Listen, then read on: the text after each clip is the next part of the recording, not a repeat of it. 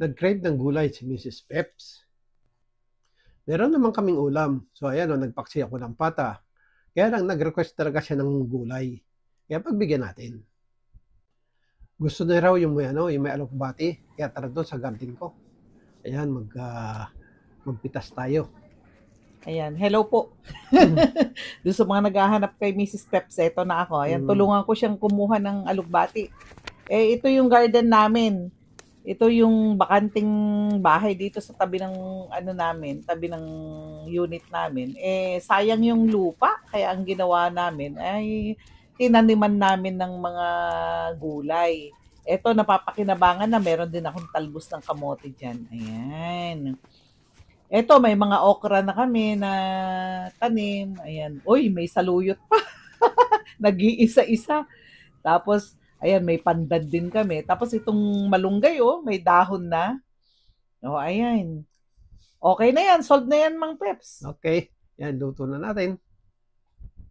2 cups yung tubig, 3 tablespoon yung bagoong. Yung piniritong bangus. Leftover lang namin yan. Isahog na lang din para malasa yung ating inabraw. Talaga nagka-crave ako ng dinengdeng. So, eto, naglagay tayo ng kalabasa sa okra. Yan. Luluto-lutuin natin yan hanggang sa lumambot. Kaya pagka malambot na, ilagay natin yung talong. Oo, kasi medyo mas matigas yan kaysa sa ibang gulay natin. Lutuin lang mga 1 minute. Tapos, ayan na. Maglagay na tayo ng patola. Dinamihan ko yung patola kasi gustong-gusto ko tong patola eh. Yung tamis niya ba, masarap siya sa dinengdeng. Saka yung ating bulaklak ng kalabasa, sinamahan ko na rin ng dahon kasi nabili kong bulaklak ng kalabasa, madahon, ano. Isinama na rin natin, masarap din naman yan. Yan, isama na natin yung ating naani na alokbati. Sarap yan.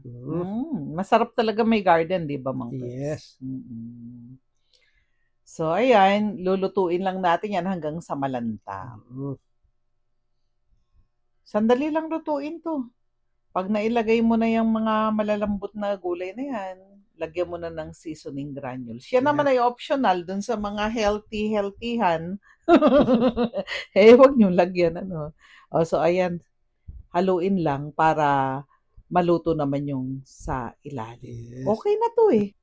Tignan na natin. Yummy. Talagang masarap. Yung amoy pa lang, Mang Peps, nakakagutom na talaga. Halika na. Halika na, kain na tayo.